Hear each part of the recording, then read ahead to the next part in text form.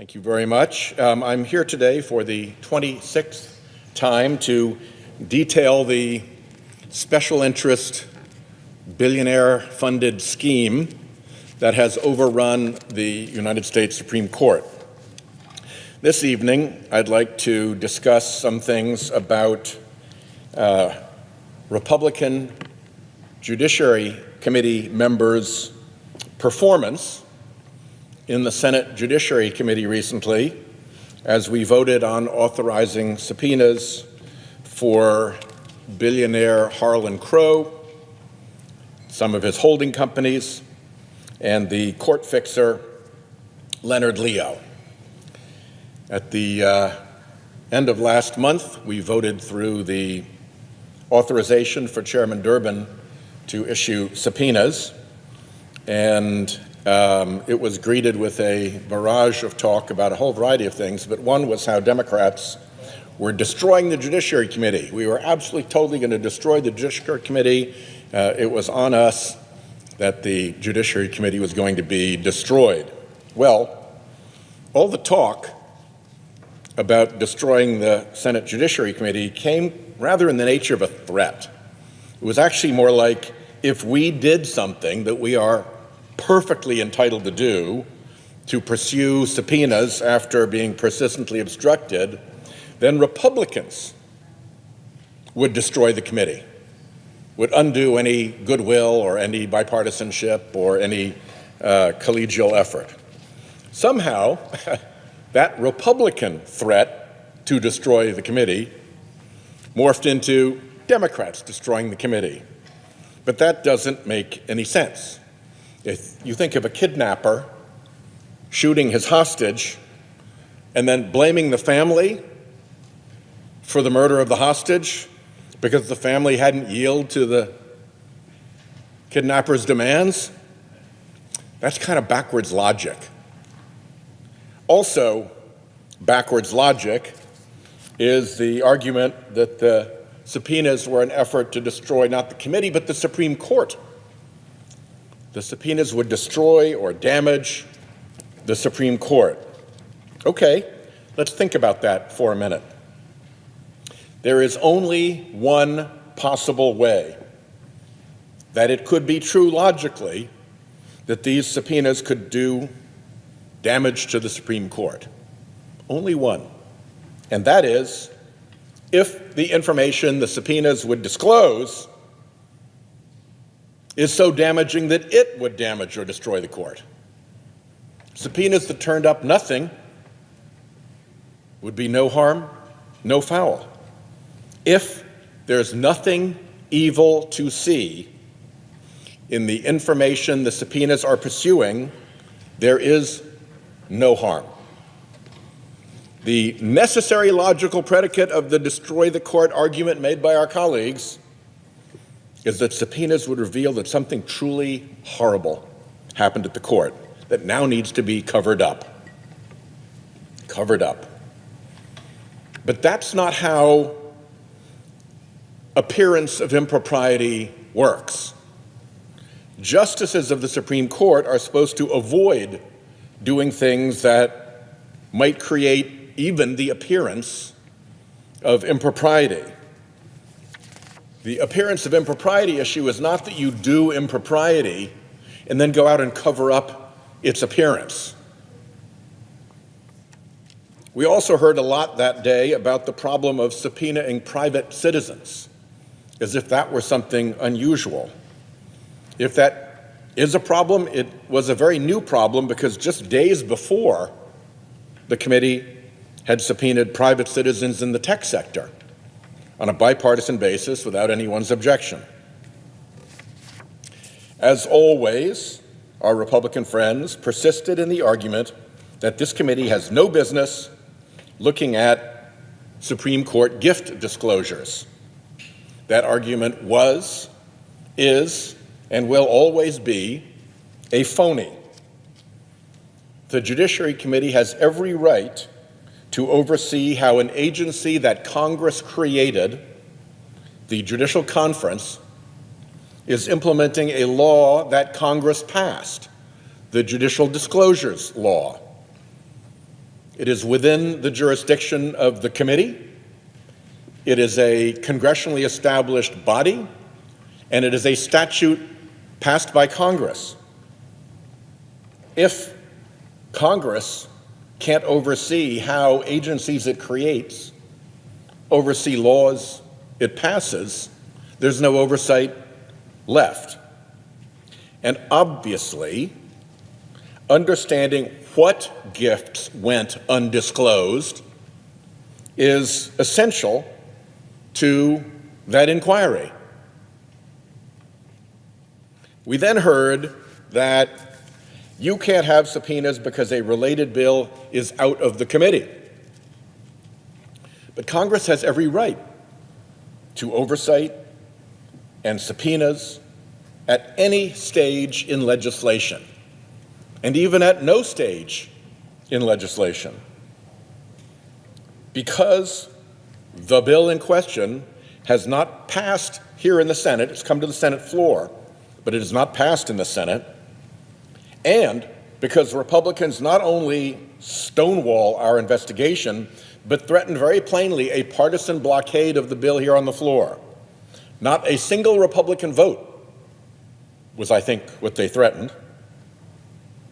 That makes it all the more obvious why continuing to build the factual case for reform is appropriate. There is precisely zero basis for the theory that a Senate committee can't look into a subject of legislation once some related legislation is out of committee. Preparing for a successful floor vote on that bill is only one obvious reason why that theory is painfully wrong.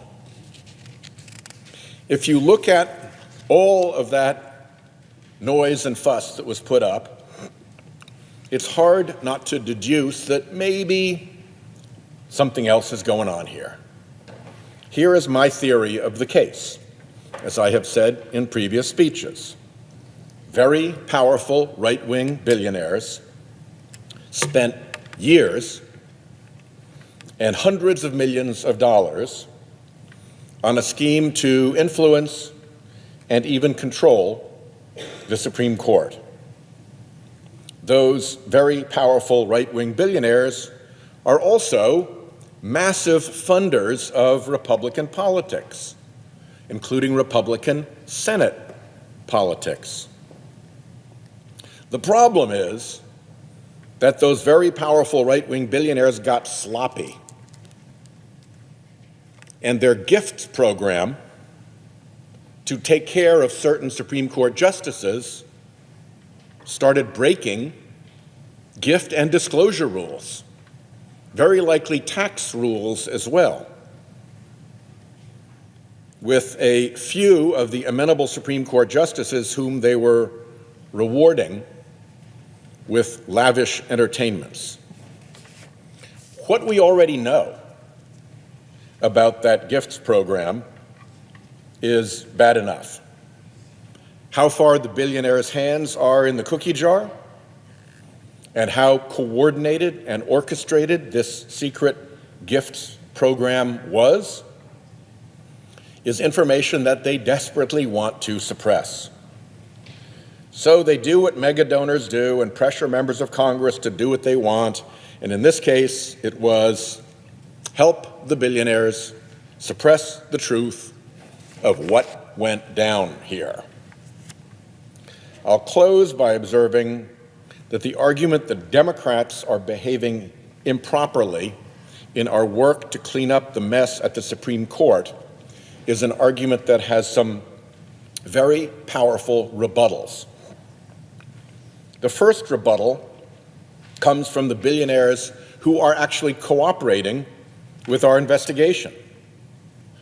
I ask unanimous consent to offer into the record at the conclusion of my remarks as exhibits several letters reflecting that cooperation. The first, dated July 25th, 2023, to Chairman Durbin and Senator Whitehouse. The second, dated October 18th, 2023, to Chairman Durbin and Senator Whitehouse. The third, dated October 31st, 2023, to Senators Durbin and Whitehouse. The fourth, dated November 6th, 2023, to Senators Durbin and Whitehouse. And the fifth, dated November 7th, 2023, dear committee. Without objection. Thank you very much. I would also note that yet another wealthy donor, not one of these in the letters, yet another wealthy donor has cooperated with the Finance Committee's investigation into the tax ramifications of all these secret gifts and what was disclosed and what was not disclosed. And that donor revealed to the Finance Committee compelling evidence that he collected only interest on a $250,000 plus loan to Justice Thomas, that the donor never collected any principal payment, and that he ultimately stopped collecting either interest or principal on that $250,000 plus loan. So the cooperation of people with our investigations rebuts the argument that we have no business.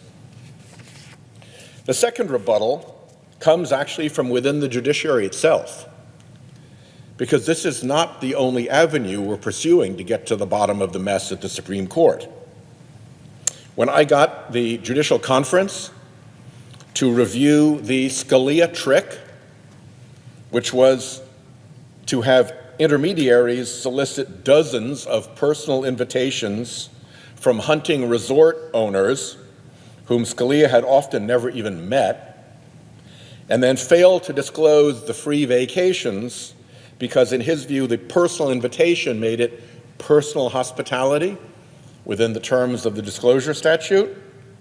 Well, the members of the Judicial Conference, the chief judges of the circuits and of district courts who together comprise the Judicial Conference, those chief judges blew that trick to smithereens.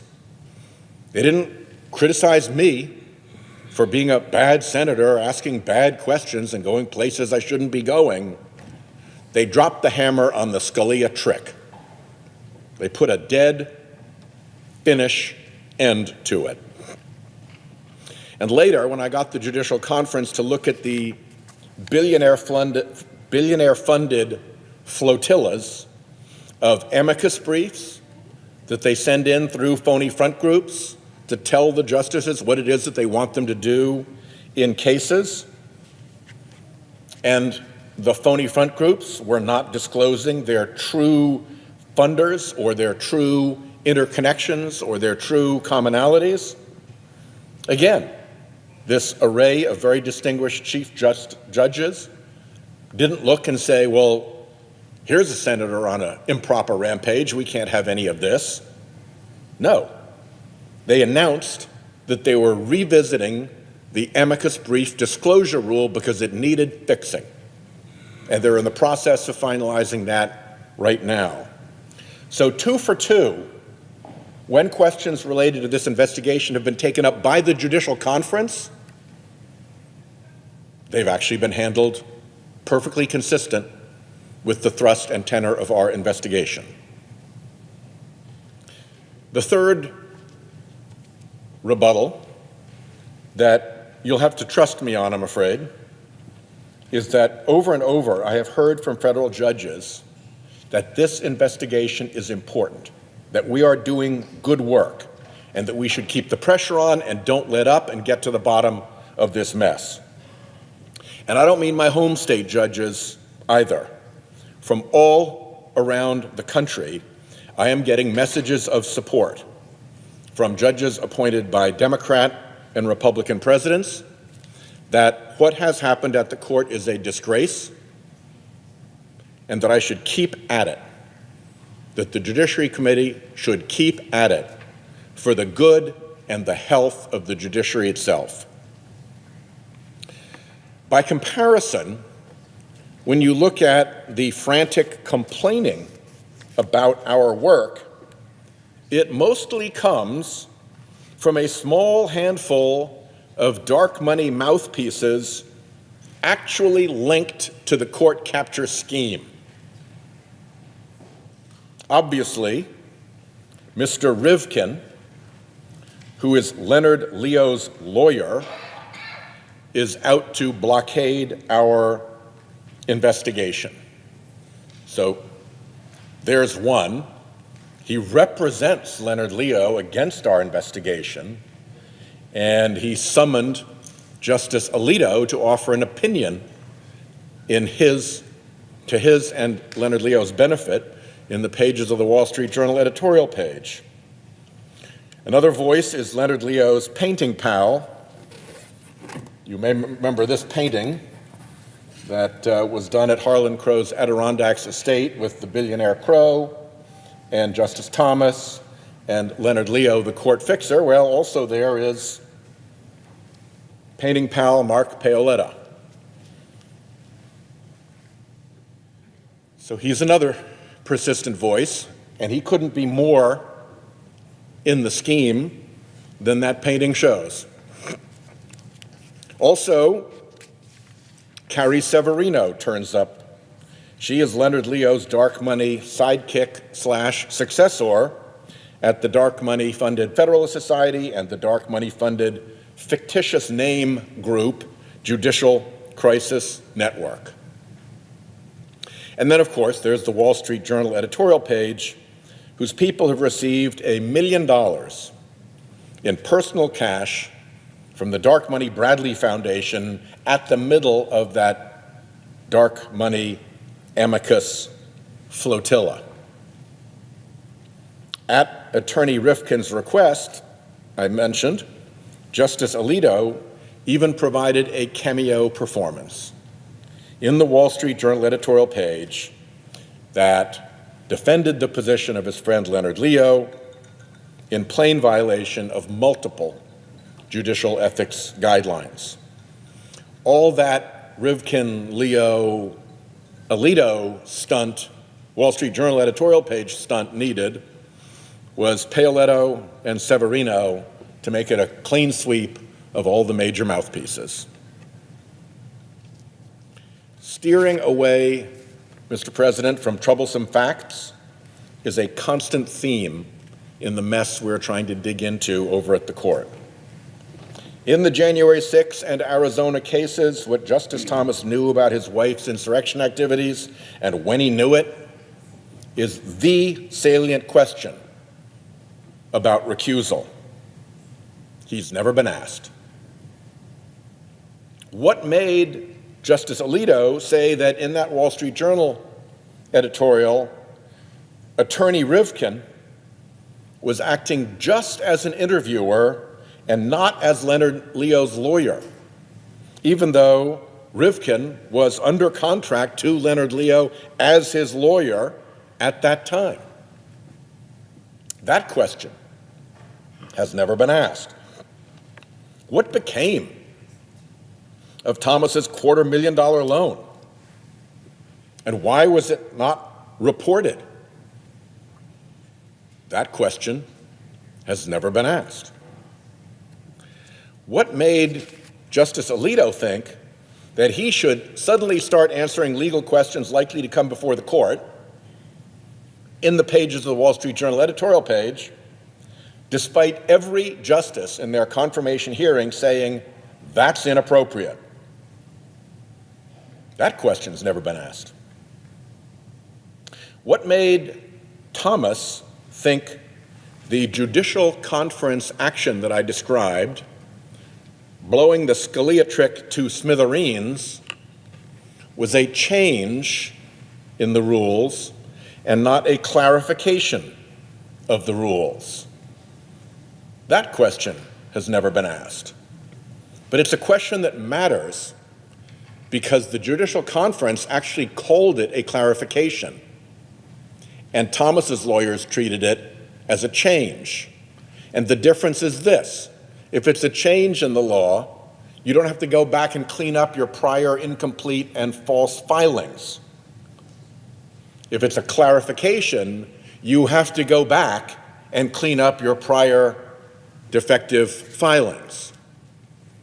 So to say that this was a change, despite the fact that the Judicial Conference said it was a clarification, is a very significant legal leap, and no justification for it was offered at the time or has been proposed since. In all of these matters, the common theme is that fact-finding, the very basis of due process, fact-finding, is not performed around these Supreme Court justices. Fact-finding, despite being the essence of due process, this court avoids like the plague. All of this, the behavior of our friends in the committee, the cooperation and support from billionaires and judges and others, the mischief of not answering basic fact questions, all of it signals that there is a lot going on here, that there is a lot to investigate, and that our investigation must and will continue. To be continued. And with that, I yield the floor.